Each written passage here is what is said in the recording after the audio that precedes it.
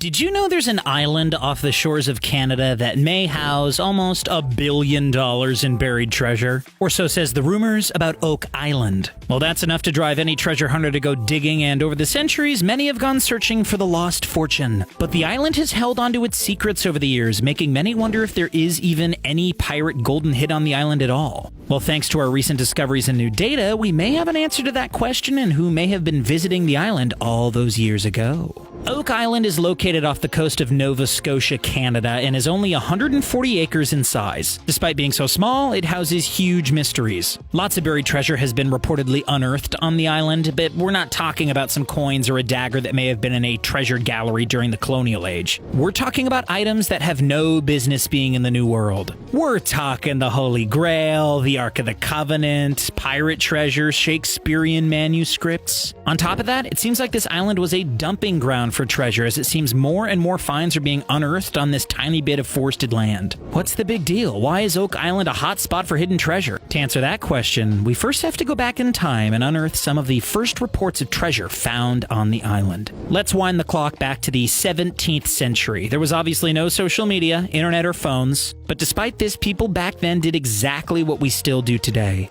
Gossip. There was word of treasure hidden on Oak Island, and that got people talking and spreading the word. So what got all of them fired up about the prospect of treasure in the first place? Well, word on the street was that Oak Island was the location where the infamous pirate Captain Kidd stashed his loot. The source of this information comes from a sailor who said he was a crewman aboard Kidd's ship in the first place. The man told settlers in the New World that Kidd hid his worth on an island just offshore to the east of Boston, but never gave the exact location. Naturally, as he was afraid that his connection to the loot would result in his head being inside of a noose thanks to a charge of piracy. But he did mention the worth of the loot was to be valued at around £2 million. Which would come up to almost $500 million today, according to the Bank of England's inflation calculator. No wonder people wanted to find this treasure, but no treasure at all was ever found on the island. Until 1795, that is. It was in this year when three colonial chaps by the name of McGinnis, Smith, and Vaughan stumbled across something. While exploring the island, the men found a depression near some oak trees. There were 3 oak trees which stood in a triangle around the pit. On the trunk of the tree were carvings made by a knife. The 3 boys ended up digging at the site and found a buried shaft, complete with rotten oak platforms spread out at every 3 meters. The earth's walls were much looser as well, and signs of tools being used against the soil were evident. There must have been a reason for this hole, which was clearly designed to allow for people to go up and down. So they kept digging, and they found nothing. Despite there being some evidence that the site had been buried, the 3 kids failed to find anything. But curiosity plagued their minds for years, and the trio would return to dig the site once more in 1804 to try again. They hit a depth of 30 meters before once again calling it quits after failing to obtain any loot or logic for the dig site. The trio decided to scrap the project and drowned the shaft with salt water, forever abandoning the quest to find the treasure.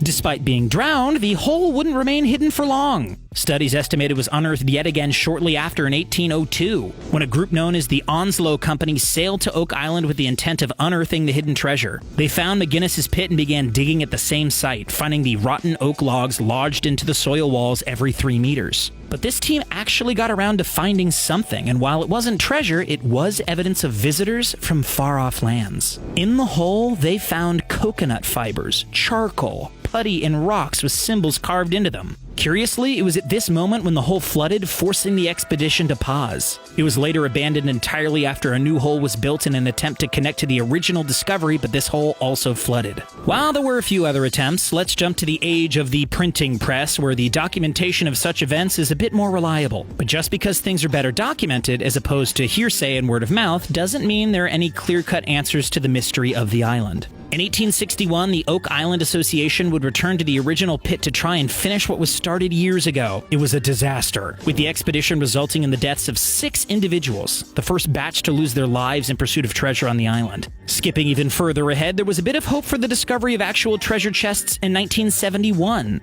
David Tobias and his colleagues lowered a camera down a shaft in a cave and recorded possible chests and human remains down below. Chests, you say? Sounds like pirate booty. The images were murky and unclear and were never verified due to the dangers involved. The shaft in question later collapsed, drowning the truth with it for the time being. Flash forward again to 1995 when the Woods Hole Oceanographic Institution visited the island in hopes of getting some answers or putting some theories to rest. The study is the only known scientific study conducted on the island related to the possibility of there being treasure buried beneath the soil. The project lasted 2 weeks and used dye tests to determine if the flooding was the cause of man-made interference or if it was a natural event. If it was man-made, it would cement the fact that there was suspicious activity on the island, and that somebody built an elaborate siphon under the ground to connect it to the sea, possibly for bringing in goods. Couple that with the coconut fibers and there were some high hopes. Unfortunately for treasure hunting hopefuls, the results came in and revealed that the flooding was caused by natural events, not man-made intervention. Over the decades and centuries, many individuals and companies have gone to the island in search of the treasure without really knowing where or what the treasure even is. That's not even considering the fact that there was no solid proof of there ever being any treasure in the first place. But with such a small surface area, people were determined to be the ones to find it. And that's exactly the drive and determination that resulted in Rick and Marty Lagina to buy 50% of Oak Island tours from David Tobias, the co-owner of the exploration syndicate on the island.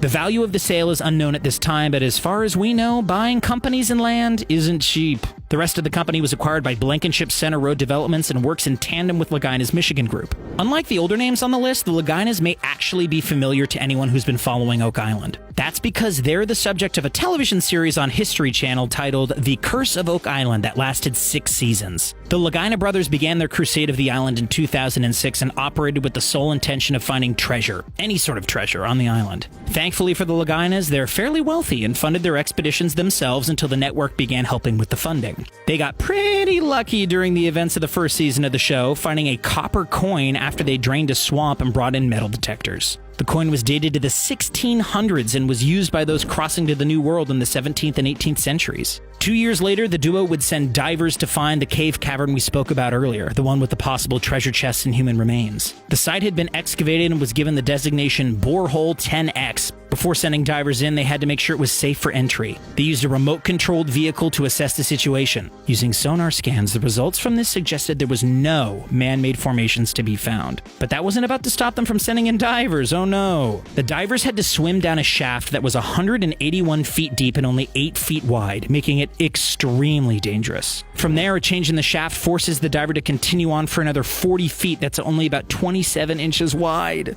After all that, the diver confirmed the chamber beneath was natural and not man-made, and there was no human remains or chests to be found. Exploring would be put on the back burner as the brothers eventually put their attention into the infamous money pit we've spoken at about lengths now. The brothers invested $2 million of their own money on this part of the project, as it's the most fabled part of the myth. They didn't find chests or a vault or anything cool like that, but they did find something of interest. In the pit digs, they found a metal bracket dated between the 17th and 18th centuries that looks to be part of a chest or formerly part of a ship. Running with the ship theory, the brothers drained another swamp and found a metal spike that's from a 15th century Spanish galleon. Wood planks that match with the cut design used on ships of the time were also found. This led to a theory that there was a sunken ship hidden beneath the earth and soil on the island. Whether it's a Spanish galleon or a commandeered ship used by pirates such as Captain Kidd remains unclear. The brothers would end up running with the Templar theory after outside evidence supported this idea. One is a 14th century map that shows Oak Island and the location of a hatch. The location on the real island shows a man-made hole, but one that has nothing in it. The brothers believed that the marking would indicate a back door into the money pit. While nothing was found here, the brothers did find another coin bearing the visage of King George II that's dated back to the 1700s,